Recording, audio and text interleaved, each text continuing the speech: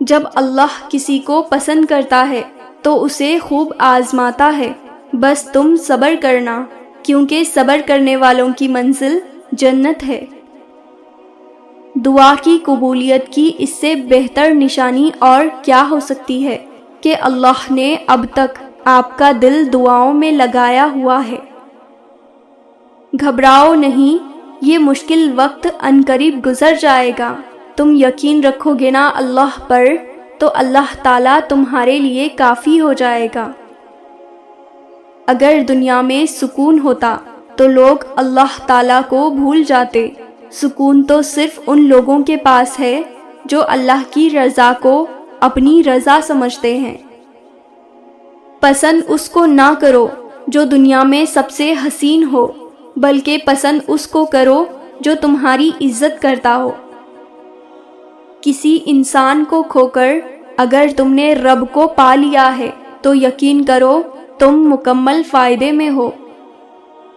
اللہ تعالیٰ تمہارے دل کی وہ مراد بھی پوری کر دے گا جس کے لیے تم دن رات دعائیں کرتے ہو۔ سب سے بہترین صبر وہ ہے جو تم نے اللہ کی رضا کے لیے کیا۔ کسی سے محبت کرنے سے پہلے اپنے دل کو قبرستان بنا لو تاکہ اس کی چھوٹی چھوٹی غلطیوں کو دفنا سکو۔ خلوص اور عزت بہت مہنگے تحفے ہیں، اس لیے ہر کسی سے ان کی امید نہ رکھو، کیونکہ بہت کم لوگ دل کے امیر ہوتے ہیں۔ اور انسان کو اللہ کی محبت تب نظر آتی ہے جب اسے دنیا کی محبت تھکا دیتی ہے۔ جب تمہیں کہیں سے کوئی امید نظر نہیں آتی تب وہ تمہیں تہجد کی لگن لگا دیتا ہے اور ایک نئی امید سے جوڑتا ہے، اور پھر تم جان جاتے ہو کہ جو درد دن کے اجالوں میں نہیں سمٹتا وہ رات کی تاریکیوں میں سمٹ جاتا ہے۔ نظر انداز کر دو وہ سارے وسوسے جو تمہارے دل کو بے چین کرتے ہیں۔ تم مدد مانگو اللہ سے، پھر دیکھو کیسے تمہاری سب مشکلات کا حل نکل آئے گا۔ کچھ کو فوراً دے دیتا ہے اور کچھ کی آواز کو شاید بار بار سننا چاہتا ہے، اور کتنے ہی خوش نصیب ہیں وہ لوگ جن کی آواز کو وہ سننا چاہتا ہے اور عطا بھی مانگ سے زیادہ انوکھا کرتا ہے۔ میرا اللہ بڑا غفور و رحیم ہے۔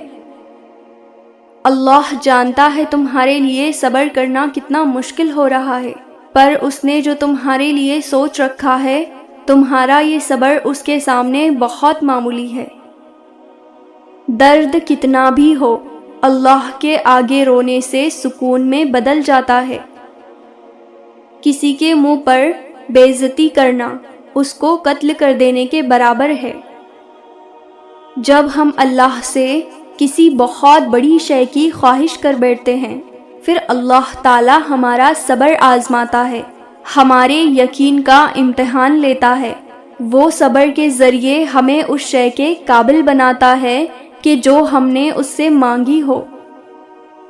میرے بندوں کو بتا دیجئے کہ میں غفور بھی ہوں اور رحیم بھی ہوں۔ وقت کسی کا ادھار نہیں رکھتا، جو دو گے وہ سود سمیت واپس ملے گا۔ کہاں اب دعاؤں کی برکتیں، وہ نصیحتیں، وہ ہدایتیں، یہ مطالبوں کا خلوص ہے، یہ ضرورتوں کا سلام ہے۔ انسان کو اچھی سوچ پہ وہ انعام ملتا ہے جو اسے اچھے اعمال پہ بھی نہیں ملتا، کیونکہ سوچ میں دکھاوا نہیں ہوتا۔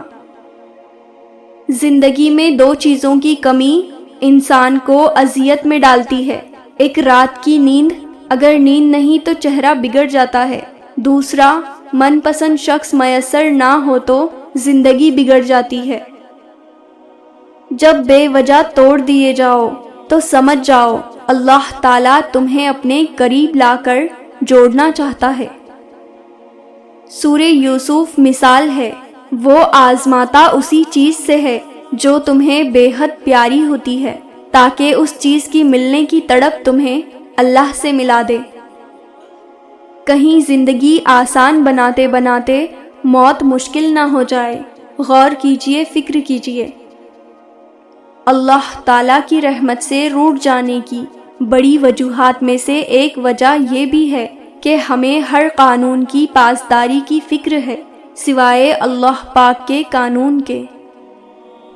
رسول اللہ صلی اللہ علیہ وسلم نے فرمایا، جس نے مجھ پر ایک بار درود بھیجا اللہ تعالیٰ اس پر 10 بار رحمت نازل فرمائے گا۔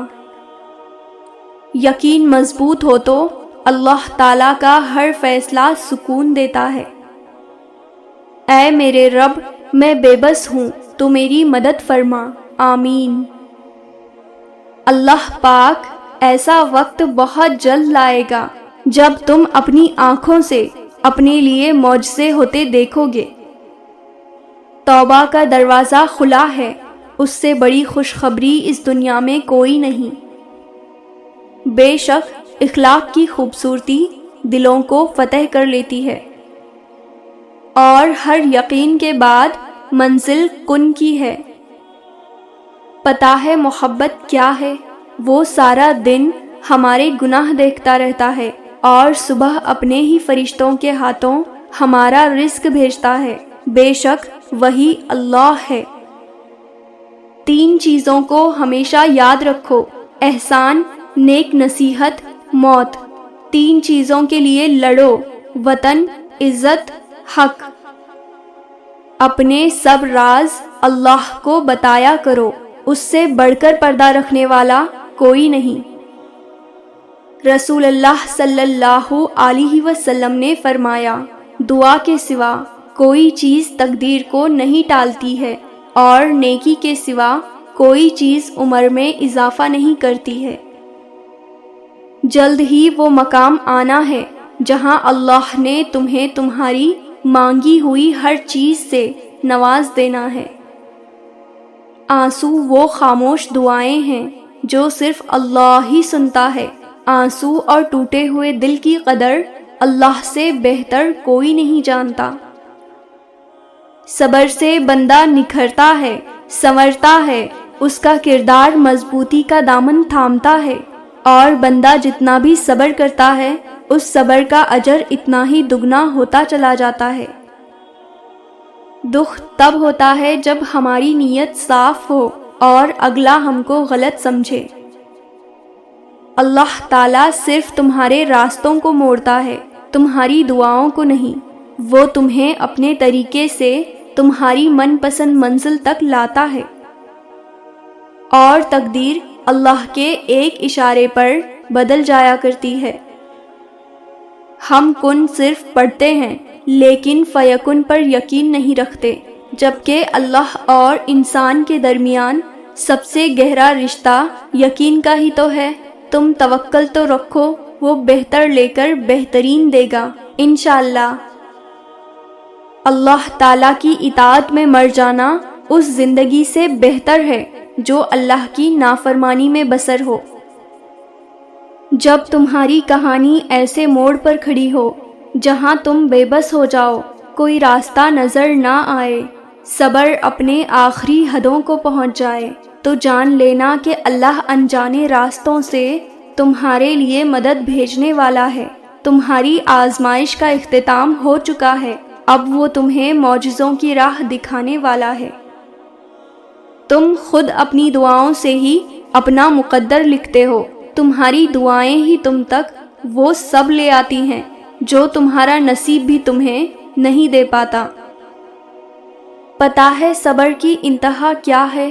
اس وقت بھی صبر کرتے رہنا جب لگ رہا ہو کہ اب کچھ نہیں بچا، سب کچھ ختم ہو گیا ہے، اب آنکھوں میں اور آنسو نہیں بچے، اب دل میں اور برداشت نہیں رہی، اب میں گر جاؤں گی، میرے قدم لڑکھڑا رہے ہیں۔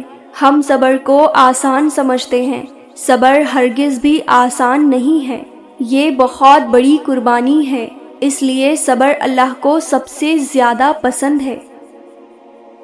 زندگی میں ہمیشہ اکیلے چلنا سیکھو، گر جاؤ پھر خود اٹھو، پھر گر جاؤ پھر خود سے اٹھو، لیکن کبھی بھی دوسروں کا سہارا نہ لو۔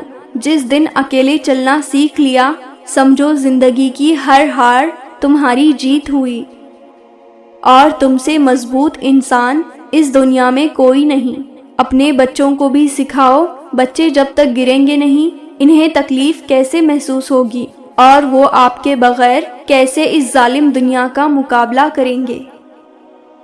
بس اپنے واسطے ہی فکر مند ہے سب لوگ، یہاں کسی کو کسی کا خیال تھوڑی ہے۔